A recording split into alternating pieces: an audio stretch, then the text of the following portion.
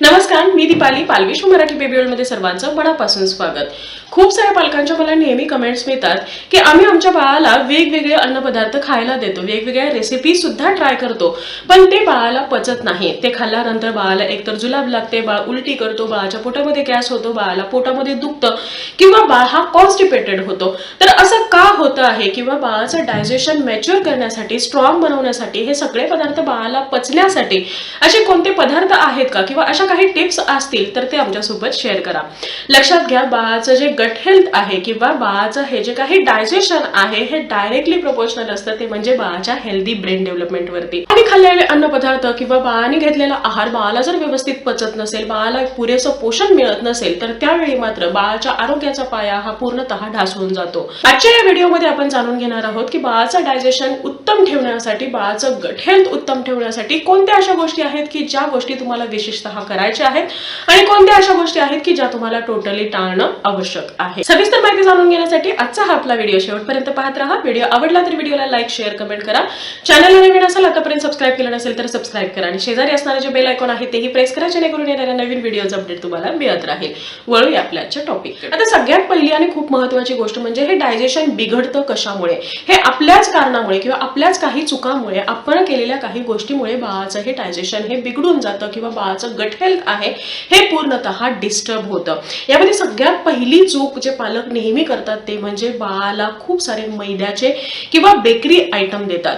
हे जे बेकरीचे आयटम आहेत, हे जे मैद्याचे पदार्थ आहेत, हे पचायला अतिशय जड असतात, हे व्यवस्थितरित्या पचत नाहीत आणि हे पदार्थ पोटामध्ये आहे असे साठून राहिल्यामुळे किंवा हे व्यवस्थित न डायजेस्ट झाल्यामुळे बाळ हा कॉन्स्टिपेटेड होतो.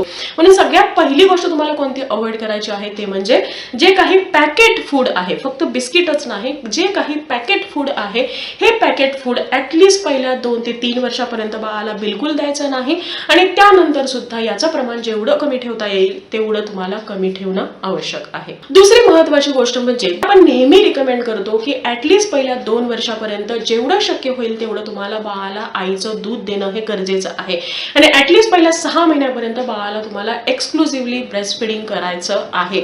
या दरम्यान तुम्ही जर गाईचं दूध बाळाला देत असाल, फॉर्म्युला मिल्क देत असाल, तर त्यावेळी बाळाचं डायजेशन हे पूर्णतः बिघडून जातं. नॉर्मली असं स्टडीमध्ये आढळून आलेलं आहे की जे बाळ नॉर्मल डिलिव्हरीमधून जन्म घेतं त्या बाळाचं डायजेशन हे सी सेक्शन डिलिव्हरीपेक्षा थोडंसं स्ट्रॉंग असतं.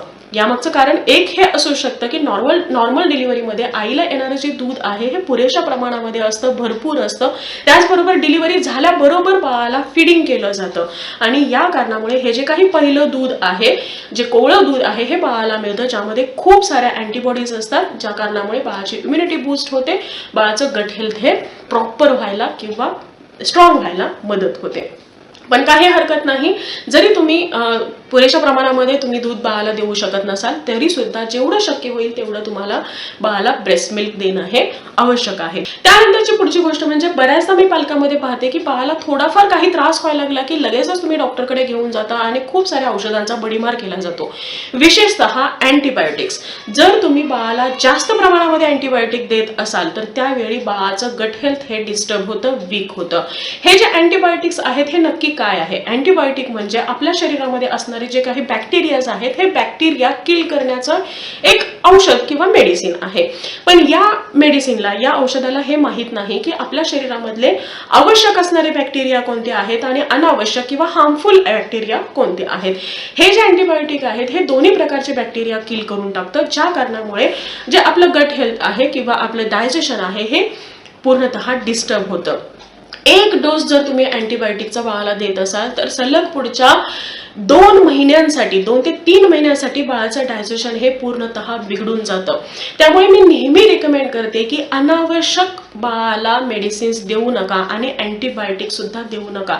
या अँटीबायोटिकचा जे काही डोस आहेत हे बाळाला जेव्हा गरज असेल तेव्हाच तुम्हाला द्यायचं आहे आणि हे बाळाला द्यायलाच लागू नये यासाठी पहिल्यापासून तुम्हाला प्रिकॉशन्स घेणं, काही होम रेमेडीज करणं, योग्य ती काळजी घेणं, हायजीन मेंटेन करणं हे आवश्यक आहे. आपल्याला एक प्रश्न पडतो की अशा बॅक्टेरियाज आपण आहारामधून घेऊ शकतो का किंवा केमिकल थ्रू, मेडिसिन थ्रू घेऊ शकतो का? तर नक्कीच घेऊ शकतो. याचं एक उत्तम उदाहरण कोणतं असेल तर ते आहे प्रोबायोटिक.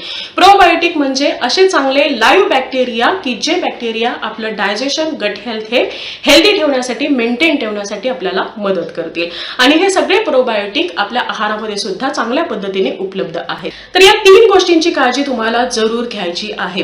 आता जर बाळाचा ऑलरेडी इम्बॅलन्स झालेलं आहे डायजेशन, तर ते मेंटेन कसं करायचं आहे यासाठी काही छोट्या छोट्या टिप्स आणि काही छोट्या छोट्या सवयी तुम्हाला बाळाला लावून द्यायच्या आहेत, ज्या कारणामुळे बाळाचं डायजेशन हे परमनंटली मॅच्युअर व्हायला किंवा स्ट्रॉंग बनायला मदत होईल. यामध्ये सगळ्यात पहिली आणि महत्त्वाची गोष्ट म्हणजे जे तुम्ही बाळाला पाणी देता, तर हे पाणी तुम्हाला नेहमी कोमट पाणी द्यायचं आहे. कोमट पाण्यामुळे होतं काय की बाळाचं डायजेशन हे इम्प्रूव्ह व्हायला मदत होते. शिवाय बाळ जे काही खातो आहे त्यामधले जे पोषक घटक आहेत हे व्यवस्थितरित्या ऍब्सॉर्ब केले जातात, ते बाळाच्या अंगी लागतात. आणि या व्यतिरिक्त बाळाला होणारा जे काही सर्दी, कफ, खोकला, व्हायरल इन्फेक्शन्स आहेत यापासून सुद्धा बाळाचं प्रोटेक्शन मिळतं, बाळाचं डायजेशन प्रॉपर व्हायला मदत होते. ते सकाळी उठल्याबरोबर 1 ग्लास किंवा रात्री झोपण्यापूर्वी तरी बाळाला कोमट पाणी हे जरूर द्यायचं आहे. त्यानंतरची पुढची गोष्ट म्हणजे तुम्हाला लहान बाळांच्या किंवा लहान मुलांच्या आहारामध्ये जास्तीत जास्त फायबरचा समावेश करायचा आहे. जेव्हा आपण काही अन्न पदार्थ खातो तर त्यामधले जे काही पोषक घटक आहेत, विटामिन्स आहेत, मिनरल्स आहेत किंवा इतर प्रोटीन आहे, हे सगळे जे घटक आहेत हे आपली लहान आतडं आणि मोठं आतडं हे ऍब्सॉर्ब करून घेतं.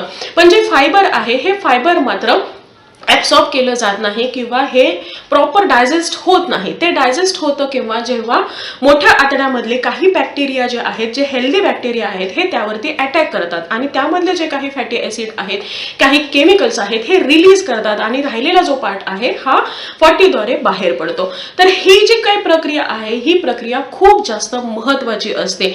जेव्हा तुम्ही बाळाच्या आहारामध्ये फायबरचा समावेश कराल तर त्यावेळी बाळाची ब्रेन डेव्हलपमेंट सुद्धा उत्तम व्हायला मदत होईल आणि बाळाचं पोट सुद्धा रेग्युलरली साफ होईल. पुढची महत्त्वाची गोष्ट म्हणजे बाळाचा आहार. बाळाचा आहार हा तुम्हाला बॅलन्स ठेवायचा आहे. Balance diet is nothing but variety of food. जेव्हा तुम्ही व्हरायटी ऑफ फूड बाळाला देता तर त्यामधून मिळणारं जे पोषण आहे हे सुद्धा वेगवेगळं असतं. बाळाच्या वाढीसाठी, विकासासाठी ते पुरेसं असतं. आणि जेव्हा बाळ असे वेगवेगळे पदार्थ खातो तर त्यावेळी पोषण तर बाळाला मिळतंच, पण त्याचबरोबर बाळाचं डायजेशन, बाळाचं गट हेल्थ सुद्धा स्ट्रॉंग व्हायला मदत होते. त्यानंतरचा पुढचा आणि सगळ्यात महत्त्वाचा उपाय म्हणजे बाळाच्या आहारामध्ये प्रोबायोटिकचा समावेश करणं. आता हे जे प्रोबायोटिक आहेत हे प्रोबायोटिक आपल्या आहारामधून सुद्धा बाळाला व्यवस्थितरित्या आपण देऊ शकतो. यासाठी सगळ्यात महत्त्वाचा आणि खूप चांगला सोर्स कोणता असेल प्रोबायोटिकचा तर ते आहे दही. म्हणून मी नेहमी सजेस्ट करते की डेली, ऋतू कोणताही असू द्या, योग्य ती काळजी घेऊन डेली बाळाच्या आहारामध्ये तुम्हाला कमीत कमी 1 छोटी वाटी तरी दह्याचा समावेश हा करायचा आहे. दह्यासोबतच जे काही फर्मेंट केलेले, आंबवलेले पदार्थ आहेत, मग ते इडली असेल, डोसा आहे, अप्पे आहे किंवा त्या बॅटर पासून बनलेले जे काही पदार्थ आहेत ते पदार्थ तुम्ही बाळाला देऊ शकता. पनीर बाळाला देऊ शकता, ताक बाळाला देऊ शकता, त्याची लस्सी बनवून बाळाला देऊ शकता. जे काही आपण घरामध्ये फर्मेंट केलेले जे काही पदार्थ आहेत त्या सगळ्या पदार्थामध्ये खूप चांगलं असं प्रोबायोटिक आढळून येतं. तर असे सगळे पदार्थ बाळाच्या आहारामध्ये हे यायला हवे. तर या काही टिप्स होत्या, या काही गोष्टी होत्या की ज्या गोष्टी जर तुम्ही रेग्युलरली मेंटेन कराल तर बाळाचं डायजेशन हे उत्तम राहायला आणि अगदी स्ट्रॉंग बनायला मदत होईल. सो आय होप आजचा हा व्हिडिओ तुम्हाला आवडला असेल आणि हेल्पफुल ठरला असेल. Thank you so much for watching this video. Bye, see you soon with new topic.